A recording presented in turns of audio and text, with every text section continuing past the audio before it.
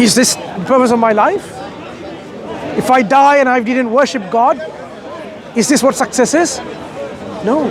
True success is being saved from the hellfire and entering into paradise. Man zuhziha 'anil nar wa udkhila al-jannah faqad faz. Whoever has saved themselves from being into the hellfire and has made themselves the entry into paradise, they have truly been successful. This is what we should be doing. We shouldn't be focusing on the world and being in the matrix. The matrix is quite deceptive because it's trying to, when I say matrix, the digital liberal world order, if you haven't heard about it, where they're trying to make you the consumer of their desires. You consume into their games, into their, all these things, so that you preoccupy yourself into that reality, not the true reality. The true reality is you are a creation of God and you have a purpose in life and you need to fulfill it. If you don't, then we'll be at a loss.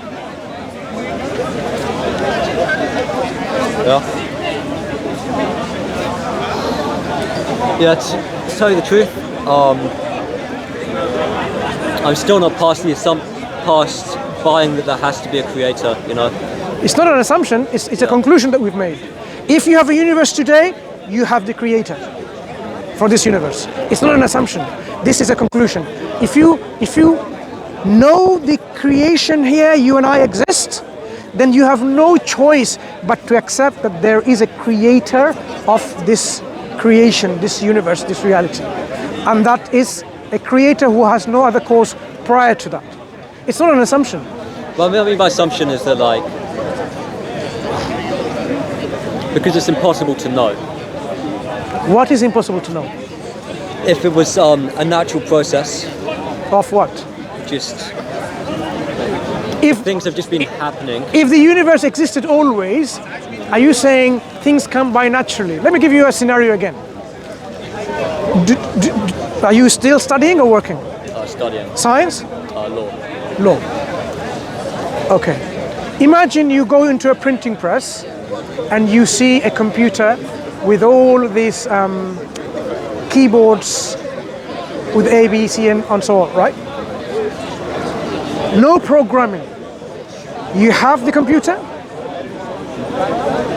Would you then expect this keyboard automatically typing itself by itself with no agency, no willing agency, produce software to make a legal textbook that you are studying? It will never happen. Because there is no agency with will to say, I need to program it or I need to type in a word processor, for example. It will never happen. Yeah. You go into your kitchen, you want to make nice pasta or nice food, whatever you eat. Whatever you eat. The food is there, but not cooked yet. To cook your food, you need the ingredients to come together with spices or whatever, with water, with heat. You have to make it, right? If you sat there and you expect it to happen, it will never happen. These ingredients will not come by itself and then make your beautiful curry. Delicious, right? Biryani. It will never happen. Yeah. This universe, it will never transform itself to this state.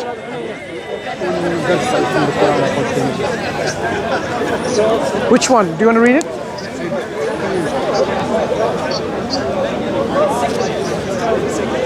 Yeah, it's talking about the expansion of the universe, for example. There's another thing. I mean, I didn't want to give you examples for you to reflect on. For the origins of the Quran says God created the heavens with his own hands and he's expanding it. Yeah. He's expanding it. So he's the one who's made it and he's expanding it. The Greeks used to believe the universe is not expanding, it's static. Today, we know for sure, according to our scientific realization of our data, that the universe is actually expanding. The Quran talks about this. Yeah. I mean, there are many examples. The Quran talks about this already. So, this information from the Quran, you have to rationally explain. Could it be Prophet Muhammad, he just guessed it? Could it be his people who guessed it? There is a limitation of guesswork. I can guess something to happen, and the probability of something to happen is 50-50, 1 in 2, right? 1 in 2. If there's 2 situations, if I want to guess both of them to be correct, it's 1 in 2 times 1 in 2 is 1 in 4. If it's 3 situations, it just multiplies by 1 in 2, right? So as you can see, like half times, it goes on. If you do the maths, if I want to get 20 situations right and right all the time, I have a 1 in a million chance to get it right, and a million chance minus 1 to get it wrong. The Quran gives more than 20, more than 40 instances, and it gets everything right. So from this data analysis, you would know this is not guesswork, because you now have 1 in a billion trillion chance to get it right, and billion trillion chance to get it wrong, but Quran gets it all right. So the probability that this was done by guesswork is out of the question. We can rule it out. So the Quran gets this information correctly from what source? Not from guesswork, not from a man in a desert who didn't know how to read and write, let alone talk about knocking stars. Where did he get it from? The Quran says it's from God. So you now need to struggle within yourself. Where can this information be? This information cannot be from the Romans and the Byzantines and the Persians, from the Arabs, from any others, even from the Indus Valley civilization, from Asia, from China, anywhere. No one knew about these things. The Quran gives us information, so now we are struggling to explain the source of this information. If you find the manual how to build the next generation of iPhone, you won't expect this happened by chance in a factory explosion and then the book came out. You would never believe in it. You would never in your lifetime would accept this is a product of an explosion and a printer produced that book, because this information is so precise, right? So when it comes to God, do you have to answer it? Oh, no. When it comes to the Creator and this universe couldn't be always there, and everything just happens without a volitional agency behind. There has to be a volitional agency which transforms one to the other, makes all these laws that is present in our universe. Our universe is made and constructed in such a way that if the sun and the earth were slightly different in a distance, if the earth's angle was slightly less, then life would not exist. You'd find out about this discussed in the literature called the fine-tuning argument. Yeah? The universe is fine-tuned in such a way for our existence, our life. Yeah. Our life is like fine-tuned. Some people say, we have billions of other universes, maybe this is one of them, a lucky guess. Well, yeah, I guess even the assumption, even the statement that it's a lucky guess doesn't really work with me, because we don't know if this is a good universe or not, you know what I mean? There could be something where things work better which we can't comprehend, you know what I mean? Yeah, but even... the one we're in is just what we know. Correct. The fine-tuning thing kind of assumes that this is finely tuned. This could actually be the chaotic one, and there could be... No, it's fine. This fine-tuning is what we observe, right? We observe chaos and we observe order. So it's not that we observe everything. We don't arbitrarily say something is chaotic and something is order. We do observe patterns. We do observe order. When you read a nice piece of literature, these are letters ordered together. That's not chaotic. So your position may be in a state like this. This universe was always there, and there's no conscious, self-aware entity which volitionally changed into all of these things. But we can demonstrate examples that without a volitional agent, you would not expect this kind of transformation to happen. So we have to rationally accept that there was a willing volitional agent. It's difficult for us to accept that, because acceptance means there is an agent who is self-aware, like our awareness, who exists forever. I don't exist forever, but something that exists forever, something that's greater than I. The reason atheists struggle, which they won't tell you, but analysis will reveal to you that the reason why many atheists would not accept God is because they cannot fathom this understanding that someone is greater than them. The ego prevents people to accept someone greater than I. No. The fact that when you realize there's someone greater than you is a realization of your humility and your real state. When you know you don't know, it's not being in a bad state, it's actually in a good realization. If I don't know something, then I'm actually in a better position than when I was confused.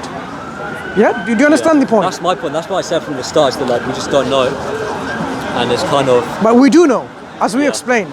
We do know. That's my thing. I'm saying I just don't know. As we've explained, we do know. To know more about God is when you read the Quran, and the Quran tells you, God tells you in the Quran who He is. There are certain things your mind can speculate and reason to know about the infinite, but you can't know all of it. You can't comprehend and know everything by speculation. It has to be given to you, sent to you, or revealed to you, or mentioned to you what it is. There's no way you can know otherwise. Yeah? When the infinite tells the finite then is aware about the infinite characteristics, all about its characteristics. That is why we say that the limit of what the mind needs to do to know our Creator, and then once you know that this is the guidance from our Creator, you submit and you accept. That's the rule. Because if you want to know everything through your mind, why do you consider your mind is able to know everything in the first place? Your mind could be a limited thing, your brain or its function or something external to the brain, which is the mind. Maybe that's its limitation. It cannot know more than that. But what it can know, it can make decisions about this reality that there is a God, there is a Creator who created us for a purpose, and is not someone who is totally distant from us, but sends revelation and guidance throughout, constantly, has sent the final messenger with the final guidance.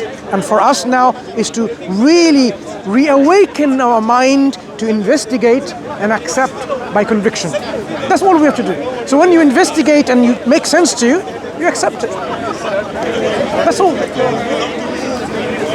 You don't need to be this kind of saying, I still don't know, because there are many things that your mind will be limited to knowing, but what your mind does know can confirm to you that there is a Creator, and this Creator has created you and I for a reason, and we have to fulfill that purpose. Yeah. I guess the way I see it is like this. So we've got the universe. Yeah. And if God's created the universe, then He exists outside of it. Yeah. And our human senses and human capabilities, like empirical, anything that's empirical that can be measured. Yeah. That's what science is. Science is our tools for measuring what's inside the universe. Yeah. But anything that exists outside, Science cannot. Science can't. That's why science, it can explain why volcanoes do what they do, because they exist inside. Yeah. But there's no scientific experiment that you can do to prove or disprove God. Exactly. That exists outside the universe. Absolutely. So God's existence is not within the perimeters of science. Science cannot answer that question. So that's why like people who are religious who try to prove the science are just too because it's just like they don't even know what they're talking about. So, it's not a scientific question. Yeah. So that's why we use reason and intellectual inquiry to arrive at the conclusion. So science is one tool to understand our natural world, but we have to use other tools, the tools of reason, the faculty of intellect, reason, and using reason, we do know for sure that there is a Creator. There's no way around it. Yeah, I guess maybe just actually, because I'm just assuming. Well, I'm not assuming. I keep saying that. It's not. I mean something else when I say that. Just that all human being capable of thinking is limited to what's inside the universe. So whether or not there's something outside that created us, or maybe there's more, or maybe there's several degrees of creation, is we aren't able to figure that out. So I accept that I exist inside the universe, and so anything like what you said, like I don't actually know if my parents are my parents or not, but that's possible to figure out because that's a problem inside the universe. But that's one of the reasons God because sends God lives outside to help you will to cut the chase. One of the reasons God sends in the universe His guidance, His proof with a messenger within this universe, so that we can't say, oh, there is no God outside, because once you have the agency of God, a human messenger, human prophet verified, then you know that he's been sent by the one outside, because you need something from inside to make your conclusions.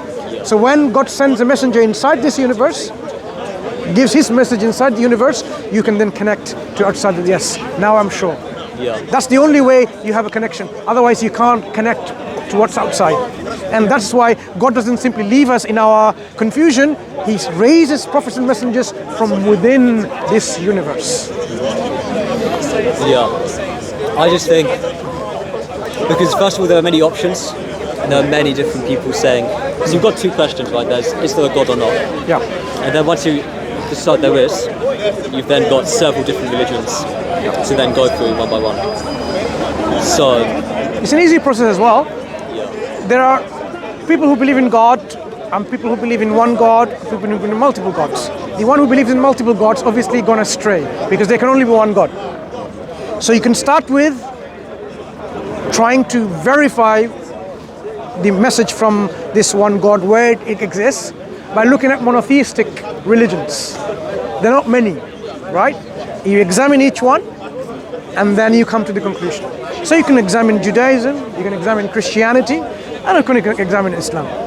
Many others came after Islam, which are imitations of Islam or a bit of mixture here and there. Some religion are composition of writers of Hindus and Muslims and others, like Sikhism, for example. They are Muslim writers of their book. Okay? So you know, okay, these can be safely let aside because these are man-made compositions of together to make some kind of harmonistic way of life, right? But if you consider Judaism, Christianity and Islam, you analyze each one and you will automatically see with clear conviction where the truth is. Islam says God sent prophets and messengers to children of Israel. Moses was a messenger, prophet. So was Jesus sent to the children of Israel, Bani Israel. Okay? But what happened was people forgot some part of the message and introduced falsehood in the message, and that's why you see the corrupted nature of these religions at present. So Islam explains the existence of other religions, why they are. So either you have a pristine message of God intact, in its purity still present, or it's not. And the Quran says no. What has happened is mankind has corrupted the messages of God, and what remains are remnants of the original message with truth and falsehood mixed together. That's why there are truths in the message within the Judeo-Christian religion, and there are also falsehood that are introduced within it. So if you examine in this light, I can give you example. I mean, it will sound unfair if there is no one to defend the Christian and Judaic religion, but this is what I do most of the time with the Christians and the Jews, demonstrate to them why there are corruption within their books, within their scripture. So when you examine the Quran, on the other hand, if you don't find any errors and mistakes, and it makes sense to you, and it proves to you it's from God, because the information it gives, the prophecies it talks about, the historical information that it provides with utmost accuracy, then it gives you that basis of belief, which is now I am intellectually convinced that this is the work of, or product of, or the guidance from the Creator. It cannot be the product of a human being from that time or any other time, or it cannot be product of anyone else other than God. So this is how you can be convinced of it, because you can't falsify it. There's two ways of doing it: convincing without doing any falsification test, or trying to falsify it and you can't falsify it, then you are submitting to it that yes, it has to be. Think about it, reflect, and do your more research, more thinking, more questioning, and convince finally where the truth is. Truth, look, the true reality, the truth is not somewhere like it's so obscure. It will stand out. You just need to have that spirit in your heart for the love for the truth, and you will see it. Some people see it, but because of something they have in their heart, because, oh, what if now I accept, then I have all these responsibilities? Or what if I accept this truth, then I lose my job, I lose my business, I lose my girlfriend. The consequential things stop people accepting the truth. We have to have these feelings in our heart, this approach in our heart, that if the truth is wherever it is, I will accept it. The love for the truth. And this is what Islam wants, that you want to submission to Allah. There are about 7 conditions. You will learn about it when you're going to submit. One is one of sincerity, that I am going to sincerely say there is no God worthy of worship except Allah. With all sincerity, with all love, and with knowledge, and so on. Right? Conditions. So that I don't just simply blindly believe in things, but I knowingly, humbly, willingly, convincingly accept what it is. So these are the things that is for you to take your journey. Okay? Because I think you already have someone Muslim in your family. What you need to do is get some assistance and help. If you have any questions, I'm in your assistance with all my little ability that I have, a little knowledge that I have, and I have our friends and colleagues and scholars all around who can help you and assist you in your journey. But what's required first and foremost is your willingness to participate in this journey, your persistence to know the truth, and your position to accept that truth. Because if you do that, if you have that approach, God guides those who are sincere. God guides those who seek Him. One thing I will tell you, there is a hadith of Prophet ﷺ, a hadith Qudsi, in which Prophet ﷺ said, God said that if a servant approaches me 1 step, I approach to him 10 steps. If he comes to me walking, I come to him, go to him running. So for you to understand that if you want to know God and accept who, and surrender to Him eventually, if you take 1 step, He will take 10 steps to you, meaning He'll make it easier for you. And Allah says in the Quran, whoever Allah wants to guide, He opens their heart, their chest, it becomes so easy. Yeah? And whoever Allah wants to misguide because they want to be guided, He makes their heart constricted. So if you are really one who's seeking the truth and willingness to be guided, Allah will open up the guidance to you and it will be easier for you. But you need to have certain things to do. I mean, there are conditions. You need to start abandoning things which God doesn't like. Don't do things which God doesn't like don't lie, don't commit oppression, don't commit injustice, don't cheat, and so on. Be one who avoids all of these vices and upholds the true virtues of honesty, being upright, being kind, being truthful, being merciful, being just, being fair. Then you will realize it's easy, because the heart, to accept guidance, it needs to be a receptacle which is ready to receive guidance. To give you a scenario that I used to give with my friends, always an example. If somebody wants to drink because they're thirsty and they give you a glass upside down, can you give water? It'll be so difficult. Because the moment you give water, the water is going to go down. You have to turn it around in the right way. We have to have our heart in the right way to receive guidance, which is what? To go away from all of these things, pride and arrogance and being stubborn, and make it receptive to the divine guidance. And if you do that and you're ready for it, you're sincere, it will be so easy to receive that guidance. And Allah promised that He will guide those who are in this position. So it is not a difficult task, but it is a task that needs right approach. It is a task that needs one's sincerity, very importantly. Yeah? So if you're sincere and you're willing, alhamdulillah, I will meet you again as a Muslim, not too far away, not too long away, right? Ask questions and get your answers. Yeah? You take care.